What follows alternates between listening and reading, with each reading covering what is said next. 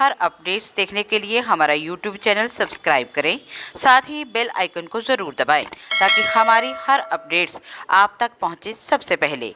The Hindu cooperative bank के खाता धारकों की ओर से 1 महीने से ज़्यादा का समय हो गया है बैंक के खिलाफ मोर्चे को खोले हुए, ताकि उनकी खून पसीने की कमाई उनके पास वापस आ सके। परंतु दुख की बात यह है कि इतना समय बीत जाने के बाद भी उनकी कहीं पर कोई सुनवाई नहीं हो रही है।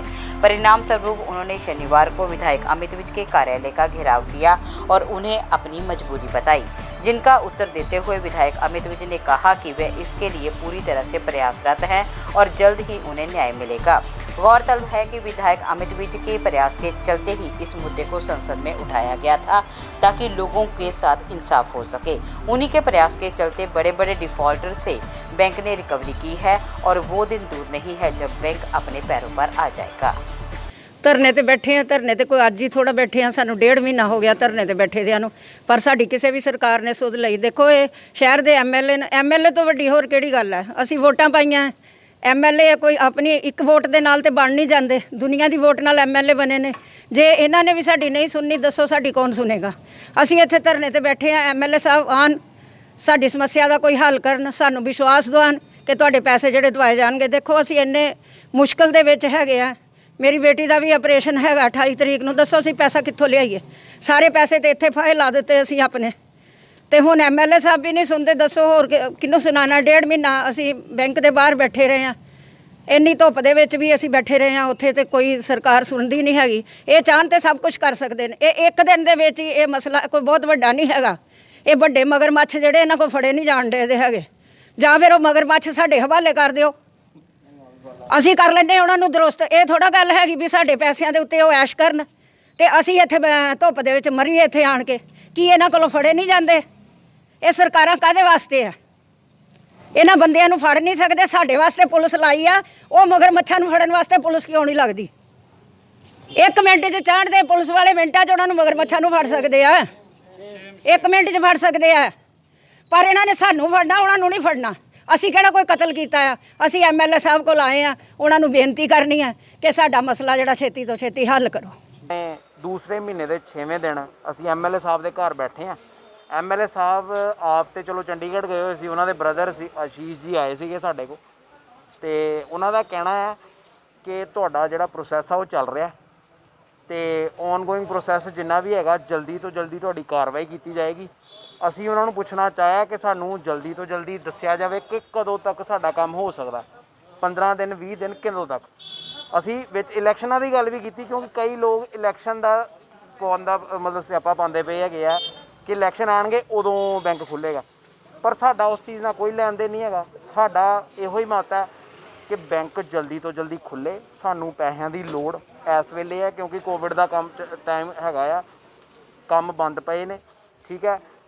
ਅਸੀਂ ਆਪਸ 'ਚ ਡਿਪੋਜ਼ਿਟਰ ਡਿਸਾਈਡ ਕਰਕੇ ਦੱਸ ਦਾਂਗੇ ਕਿ ਕਦੋਂ ਤੱਕ ਅਸੀਂ ਹੋਰ ਰੁਕ ਸਕਦੇ ਹਾਂ, ਨਹੀਂ ਤਾਂ ਉਸ ਤੋਂ ਬਾਅਦ ਅਸੀਂ ਵਾਲਮੀਕੀ ਚੌਂਕ 'ਚ ਬਹਿ ਜਾਣਾ ਹੈਗਾ, ਅਨਸ਼ਨ 'ਤੇ ਬਹਿ ਜਾਣਾ। ਫਿਰ ਜੋ ਸਰਕਾਰ ਦੇਖੇਗੀ, ਜਿੱਦਾਂ ਕਹੇਗੀ ਅਸੀਂ ਉੱਦਾਂ ਕਰ ਲਾਂਗੇ। ਮੇਰਾ ਸਭ ਤੋਂ ਪਹਿਲੇ ਸਾਰੇ ਅਕਾਊਂਟ ਹੋਲਡਰਸ ਜਿਹੜੇ ਹਿੰਦੂ ਕੋਆਪਰੇਟਿਵ ਬੈਂਕ ਦੇ ਨੇ, ਉਹਨਾਂ ਨੂੰ ਇਹੀ ਕਹਿਣਾ ਕਿ ਇਹ ਐਕਚੁਅਲੀ ਬੈਂਕ ਜੇ ਪੁਰਾਣਾ ਸਿਸਟਮ ਦੇਖਿਆ ਜਾਏ ਤਾਂ ਡੁੱਬ ਗਿਆ ਦਾ ਸੀ ਜੀ। ਜਦੋਂ ਮਾਰਚ 2019 ਨੂੰ RBI ਦੀ ਕੰਡੀਸ਼ਨ ਆਈ ਹੈ, ਕਿਉਂਕਿ ਜਿਹੜਾ ਪਹਿਲੀ ਵਾਰਨਿੰਗ RBI ਨੇ ਦਿੱਤੀ ਸੀ ਉਹ 2015 'ਚ ਦਿੱਤੀ ਸੀ ਜੀ ਕਿ ਇਹਨੂੰ ਤੁਸੀਂ ਬੈਂਕ ਨੂੰ ਠੀਕ ਤਰੀਕੇ ਨਾਲ ਚਲਾ ਲਓ, ਬੋਰਡ ਬਹੁਤ ਗਲਤ ਕੰਮ ਕਰ ਰਿਹਾ। ਅਤੇ ਉਹਨਾਂ ਨੇ 3 ਕੰਡੀਸ਼ਨਾਂ ਲਗਾਈਆਂ ਸੀ ਮਾਰਚ 2019 ਨੂੰ। ਪਹਿਲੀ ਕੰਡੀਸ਼ਨ ਸੀ ਕਿ ਟੋਟਲ ਬੋਰਡ ਜਿਹੜਾ ਫਰੋਡ ਹੈ, ਅਤੇ ਇਹਨਾਂ ਨੇ ਅਨਨੈਸੈਸਰੀ ਭਰਤੀਆਂ ਕੀਤੀ ਦੀਆਂ, ਅਨਨੈਸੈਸਰੀ ਇਹਨਾਂ ਨੇ ਲੋਨ ਦਿੱਤੇ ਦੇ ਨੇ, ਅਨਨੈਸੈਸਰੀ ਜਿਹੜੀ ਪ੍ਰੋਪਰਟੀਜ਼ ਦੀ ਉਹਨਾਂ ਦੀ ਕੋਈ ਵੈਲਿਊਜ਼ ਨਹੀਂ, ਉਹਨਾਂ ਦੇ ਬੇਸਿਸ 'ਤੇ ਲੋਨ ਦਿੱਤੇ ਨੇ। ਅਤੇ ਉਹਨਾਂ ਨੇ ਆਪਣੀ ਰਿਪੋਰਟ ਵਿੱਚ ਦੱਸੇ ਦਾ ਕਿ ਇਹ ਪੂਰਾ ਫਰੋਡ ਹੈ। ਸੈਕੰਡਲੀ ਐਮਪਲੋਈਜ਼, ਉਹਨਾਂ ਨੇ ਸੈਕਿੰਡ ਕੰਡੀਸ਼ਨ ਲਾਈ ਸੀ ਐਮਪਲੋਈਜ਼ ਦੀ ਕਿ 170 ਬੰਦੇ ਅਨਨੈਸੈਸਰੀ ਭਰੇ ਦੇ ਨੇ, ਸੈਲਰੀਜ਼ ਉਸ ਹਿਸਾਬ ਨਾਲ ਦਿੱਤੀ ਦੀਆਂ ਸੀ ਜਿਹਦੀ ਲੋੜ ਵੀ ਹੈ ਨਹੀਂ, ਅਤੇ ਇਸ ਬੈਂਕ ਨੂੰ ਚਲਾਉਣ ਵਾਸਤੇ ਸਿਰਫ 60-70 ਬੰਦੇ ਚਾਹੀਦੇ ਸੀ, ਬ੍ਰਾਂਚਿਸ ਵੀ ਜ਼ਿਆਦਾ ਸੀ। ਸੈਕਿੰਡ ਕੰਡੀਸ਼ਨ ਉਹ ਲਗਾਈ ਸੀ। ਥਰਡ ਸੀ ਰਿਕਵਰੀ, ਕਿ ਜਦੋਂ ਬੈਂਕ ਪਤਾ ਕਿ RBI ਨੇ ਕੰਡੀਸ਼ਨ ਲਗਾ ਦਿੱਤੀ ਦੀ ਹੈ, ਜਦੋਂ ਪਤਾ ਕਿ ਇਹ 2015 ਨੂੰ ਕਹਿ ਰਹੇ ਕਿ ਬੈਂਕ ਖਤਮ ਹੋ ਜਾਏਗਾ, ਅਤੇ ਸਭ ਤੋਂ ਪਹਿਲਾਂ ਜਿਹੜਾ ਪੁਰਾਣੀ ਸਰਕਾਰ ਦਾ ਕੰਮ ਸੀ, ਬੋਰਡ ਦਾ ਕੰਮ ਸੀ ਉਹ ਇਹ ਸੀ ਕਿ ਇਹਦੀ ਪ੍ਰੋਪਰਟੀ ਸਰਫੇਸੀ ਐਕਟ ਵਿੱਚ ਜਾ ਕੇ ਉਹਨਾਂ ਨੂੰ ਆਪਸ਼ਨ ਕਰਾਉਂਦੇ। ਮੈਨੂੰ ਬੜੇ ਹੀ ਦੁੱਖ ਨਾਲ ਕਹਿਣਾ ਪੈਂਦਾ ਤੇ ਬੜੀ ਹੀ ਪੇਨ ਨਾਲ ਮੈਂ ਕਹਿ ਰਿਹਾ ਕਿ ਜਦੋਂ ਮੈਂ ਅਪ੍ਰੈਲ 2019 ਨੂੰ ਬੈਂਕ 'ਚ ਗਿਆ, ਜਦੋਂ ਇਹ ਕੰਡੀਸ਼ਨ ਲੱਗੀ, ਕਿਉਂਕਿ ਬੈਂਕ ਦਾ ਬੋਰਡ ਚਲਾਉਂਦਾ ਇੱਕ ਇਹ ਸੁਸਾਇਟੀ ਹੈ ਜਿਹੜੀ ਗਵਰਨਮੈਂਟ ਦੀ ਕੋਈ ਲਾਇਬਿਲਿਟੀ ਨਹੀਂ ਸੀ। ਇੱਕ ਜਿਸ ਤਰ੍ਹਾਂ ਪ੍ਰਾਈਵੇਟ ਲਿਮਿਟਿਡ ਕੰਪਨੀ ਹੁੰਦੀ ਹੈ ਉਸ ਤਰੀਕੇ ਨਾਲ ਇਹ ਸੁਸਾਇਟੀ ਰਜਿਸਟਰ ਹੋ ਕੇ ਲੋਕਾਂ ਨੂੰ ਪ੍ਰਾਈਵੇਟਲੀ ਬੈਂਕ ਚਲਾਇਆ ਦਾ ਇਹਨਾਂ ਨੇ, ਇਹਦੇ ਵਿੱਚ ਗਵਰਨਮੈਂਟ ਦੀ ਲਾਇਬਿਲਿਟੀ ਨਹੀਂ ਸੀ। ਮਗਰ ਕਿਉਂਕਿ ਸੀਐਮ ਸਾਹਿਬ ਦਾ ਆਦੇਸ਼ ਹੈ, ਸਾਡਾ ਆਪਣਾ ਸ਼ਹਿਰ ਹੈ, ਮੈਂ ਕਿਸੇ ਦਾ ਨੁਕਸਾਨ ਹੁੰਦਾ ਸੀ ਨਹੀਂ ਦੇਖ ਸਕਦੇ।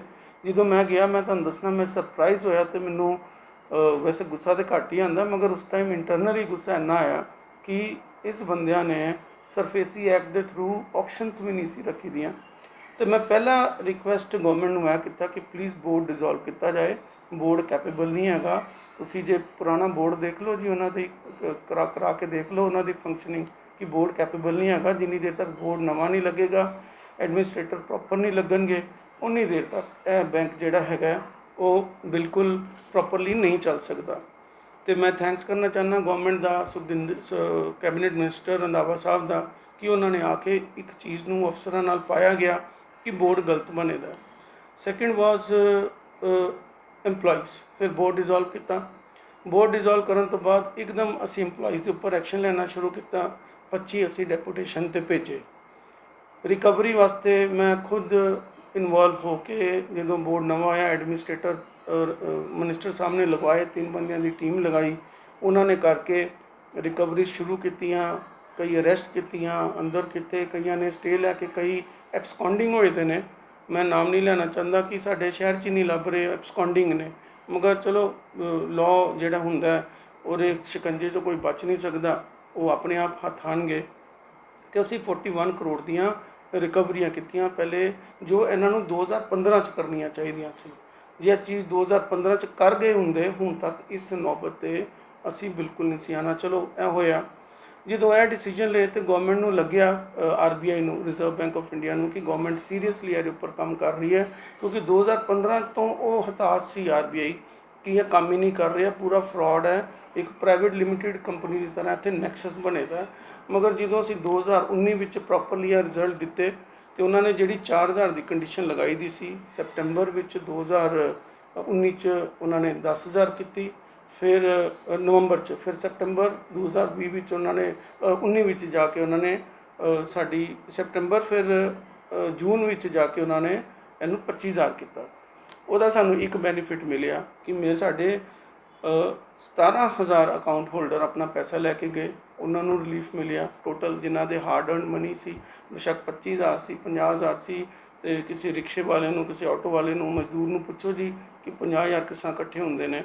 ਪਲੱਸ 5000 ਅਕਾਊਂਟ ਹੋਲਡਰ, ਉਹਨਾਂ ਨੂੰ ਅਸੀਂ ਪੈਸਾ ਦੇ ਪਾਏ ਕਿ ਜਿਨ੍ਹਾਂ ਨੂੰ ਬਹੁਤ ਲੋੜ ਸੀ, ਮੈਰਿਜ ਸੀ, ਕੁਝ ਸੀ, ਅਤੇ ਸਾਡੇ 22000 ਅਕਾਊਂਟ ਹੋਲਡਰਸ ਇਸ ਤਰੀਕੇ ਨਾਲ ਰਿਲੀਫ ਲੈ ਪਾਏ। ਉਹ ਕਿਉਂ ਲੈ ਪਾਏ? ਕਿਉਂਕਿ ਅਸੀਂ 41 ਕਰੋੜ ਰੁਪਇਆ ਇਹ ਲੋਕਾਂ ਕੋਲੋਂ ਕਢਵਾਇਆ ਜੀ, ਜਿਹੜਾ ਇਹਨਾਂ ਨੇ, ਪੁਰਾਣੀ ਸਰਕਾਰ ਨੇ, ਬੋਰਡ ਨੇ ਬਿਲਕੁਲ ਡਿਸੀਜਨ ਨਹੀਂ ਸੀ ਲਿਆ।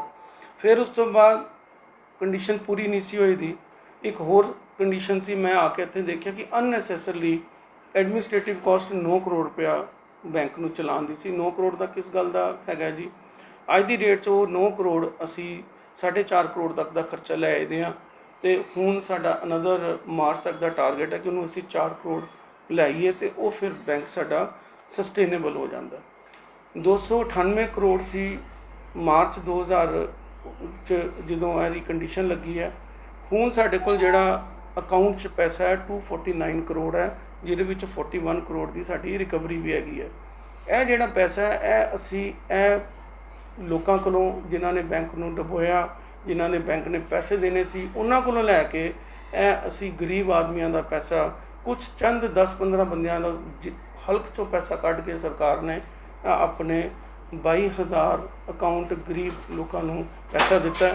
ਹੁਣ ਜਿਹੜੀ 50000 ਦੀ ਕੰਡੀਸ਼ਨ ਲੱਗੀ ਹੈ, ਮੈਨੂੰ ਲੱਗਦਾ ਕਿ ਇਹਦੇ ਵਿੱਚ ਇਮੀਡੀਏਟਲੀ 10000 ਅਕਾਊਂਟ ਹੋਲਡਰ ਹੋਰ ਬੈਨੀਫਿਟ ਲੈ ਸਕਣਗੇ, ਆਪਣਾ ਪੈਸਾ ਕੱਢ ਪਾਉਣਗੇ। ਮਗਰ ਅਸੀਂ ਇਹ ਬੈਂਕ ਬਚਾਉਣਾ ਵੀ ਹੈ, ਚਲਾਉਣਾ ਵੀ ਹੈ। ਜਿਸ ਤਰ੍ਹਾਂ ਤੁਹਾਨੂੰ ਪਤਾ ਹੋਏਗਾ ਕਿ ਮੈਂ ਵਿਧਾਨ ਸਭਾ 'ਚ ਕੁਐਸਚਨ ਰੇਜ਼ ਕੀਤਾ ਸੀ, ਬੜੀ ਬਹਿਸ ਹੋਈ ਸੀ। CM ਸਾਹਿਬ ਨੇ, ਮੈਂ ਥੈਂਕਸ ਕਰਨਾ ਚਾਹੁੰਦਾ CM ਸਾਹਿਬ ਦਾ, ਅਤੇ ਕੈਪਟਨ ਅਮਰਿੰਦਰ ਸਿੰਘ ਜੀ ਦਾ, ਅਤੇ ਰੰਧਾਵਾ ਸਾਹਿਬ ਦਾ, ਉਹਨਾਂ ਨੇ ਮੈਨੂੰ ਹਾਊਸ 'ਚ ਵੀ ਇੰਸ਼ੋਰੈਂਸ ਦਿੱਤੀ ਸੀ ਤੇ ਪਿੱਛੇ ਰੀਸੈਂਟਲੀ ਫੇਸਬੁੱਕ ਤੇ ਸੀਐਮ ਸਾਹਿਬ ਅੱਜਕੱਲ੍ਹ ਸਾਰੇ ਪੰਜਾਬ ਵਾਸੀਆਂ ਨਾਲ ਇੰਟਰੈਕਟ ਕਰ ਰਹੇ ਨੇ, ਉਹਦੇ ਵਿੱਚ ਵੀ ਉਹਨਾਂ ਨੇ ਕਲੀਅਰ ਬੋਲਿਆ ਕਿ ਅਸੀਂ ਜਿਨ੍ਹਾਂ ਦਾ ਪੈਸਾ ਉਹਨਾਂ ਕੋਲੋਂ ਲੈ ਕੇ ਇਹ ਬੈਂਕ ਨਹੀਂ ਡੁੱਬਣ ਦਾਂਗੇ। ਹੁਣ ਮੇਨ ਹੈ ਕਿ ਇੱਥੋਂ ਇੱਕ ਐਡਮਿਨਿਸਟ੍ਰੇਟਰ ਸਾਹਿਬ ਨੇ ਮੇਰੀ ਉਸ ਚੀਜ਼ 'ਤੇ ਫਿਰ ਰਿਪਲਾਈ ਭੇਜਿਆ।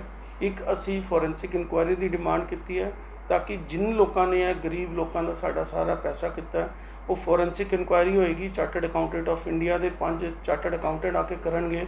ਉਹਦੇ ਵਿੱਚ ਇਹ ਸ਼ੋਰ ਹੈ ਜੀ ਜੋ ਕਲਪ੍ਰਿਟ ਪਾਇਆ ਜਾਏਗਾ ਉਹਨੂੰ ਸਜ਼ਾ ਪ੍ਰੋਪਰਲੀ ਮਿਲੇਗੀ। ਅਸੀਂ ਰਿਕੁਐਸਟ ਗਵਰਨਮੈਂਟ ਨੂੰ ਭੇਜੀ ਹੈ ਕਿ 20 ਕਰੋੜ ਰੁਪਇਆ ਇਨਫਿਊਜ਼ ਕੀਤਾ ਜਾਏ। ਇਹਦੇ ਵਿੱਚ 2 ਪ੍ਰੋਂਗ ਸਟ੍ਰੈਟਜੀ ਕਰ ਰਹੇ ਹਾਂ। ਇੱਕ ਕਿ 20 ਕਰੋੜ ਗਵਰਨਮੈਂਟ ਇਨਫਿਊਜ਼ ਕਰ ਦੇ, ਪਲੱਸ ਪਹਿਲੇ ਅਸੀਂ 50 ਕਰੋੜ ਦੀ ਡਿਮਾਂਡ ਰੱਖੀ ਸੀ ਕਿਉਂਕਿ ਅਸੀਂ ਇਹ ਰਿਕਵਰੀਆਂ ਕਾਫੀ ਕਰ ਗਏ ਹਾਂ।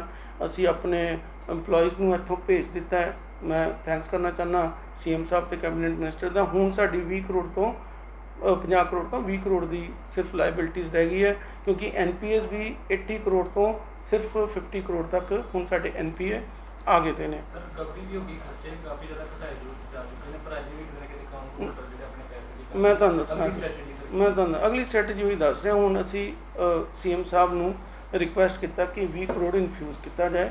ਸਾਈਮਲਟੇਨੀਅਸਲੀ ਸਾਡੀ 30 ਕਰੋੜ ਦੀ ਪ੍ਰਾਪਰਟੀਜ਼ ਇੱਕਦਮ ਰੈਡੀ ਹੈ। ਉਹ DC ਸਾਹਿਬ ਨੇ ਤੇ CEO ਔਰ ਸਾਰੀ ਹਿੰਦੂ ਕੋਆਪਰੇਟਿਵ ਬੈਂਕ ਦੀ ਟੀਮ ਨੇ ਪ੍ਰਾਪਰਟੀਜ਼ ਕੀਤੀਆਂ। ਅਗਲੇ ਹਫਤੇ 30 ਕਰੋੜ ਦੀ ਆਕਸ਼ਨ ਲੱਗ ਰਹੀ ਹੈ। 10 ਪ੍ਰਾਪਰਟੀਜ਼ ਹੋਰ ਹੈ ਜਿਨ੍ਹਾਂ ਦਾ ਸਿੰਬੋਲਿਕ ਪੋਜੀਸ਼ਨ ਅੱਜ ਕੱਲ੍ਹ 'ਚ ਲਿਆ ਜਾ ਰਿਹਾ ਤੇ ਸਾਡਾ ਇੱਥੋਂ ਐਫਰਟ ਇਹ ਰਹੇਗਾ ਕਿ ਕਿਸੇ ਤਰੀਕੇ ਨਾਲ ਅਸੀਂ 20-22 ਕਰੋੜ ਰੁਪਇਆ ਆਕਸ਼ਨ ਕਰਕੇ ਰਿਕਵਰ ਕਰ ਲਈਏ।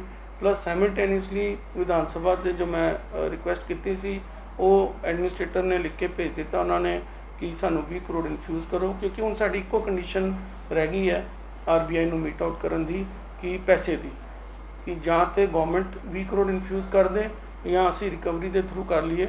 ਤੇ ਮੈਂ ਜਿਸ ਤਰ੍ਹਾਂ ਹੀ ਇਹ ਲੈਟਰ ਸੀਐਮ ਸਾਹਿਬ ਕੋਲ ਪੁੱਜਦੀ ਹੈ, ਆਕਸ਼ਨ ਲੱਗਦੀ ਹੈ, ਮੈਂ ਸੀਐਮ ਸਾਹਿਬ ਨਾਲ ਤੇ ਕੈਬਨਿਟ ਮਿਨਿਸਟਰ ਰੰਧਾਵਾ ਸਾਹਿਬ ਨੂੰ ਰਿਕੁਐਸਟ ਕਰਾਂਗਾ ਕਿ ਆਕਸ਼ਨਾਂ 'ਚ ਜੇ ਟਾਈਮ ਲੱਗਦਾ ਤੇ 20 ਕਰੋੜ ਕਿਸੇ ਤਰੀਕੇ ਨਾਲ ਇਨਫਿਊਜ਼ ਕੀਤਾ ਜਾਏ ਤਾਂ ਕਿ ਇਹ ਬੈਂਕ ਨੂੰ RBI ਕੋਲੋਂ ਅਪਰੂਵਲ ਲੈ ਕੇ, ਦੇਖੋ ਇਹ ਪਲੀਜ਼ ਚੀਜ਼ ਧਿਆਨ ਨਾਲ ਸਮਝੋ, ਸਟੇਟ ਗਵਰਨਮੈਂਟ ਚਲਾਉਣਾ ਚਾਹੇ ਤੇ ਕੱਲ ਮੈਂ ਰਿਕੁਐਸਟ ਕਰਕੇ ਸੀਐਮ ਸਾਹਿਬ ਨੂੰ ਚਲਵਾ ਸਕਣਾ, ਮਗਰ ਚूँकि ਇਹ ਕੰਡੀਸ਼ਨ RBI ਤੋਂ ਲੱਗੀ ਦੀ ਹੈ ਤੇ RBI ਕੋਲੋਂ ਅਪਰੂਵਲ ਲੈ ਕੇ ਹੀ ਸਾਨੂੰ ਇਹ ਮਰਜਰ ਦਾ ਅਪਰੂਵਲ ਲੈ ਕੇ ਜਾਂ ਚਲਾਨ ਦਾ ਅਪਰੂਵਲ ਲੈ ਕੇ ਉਹਨਾਂ ਕੋਲੋਂ ਕਰਨਾ ਪਏਗਾ।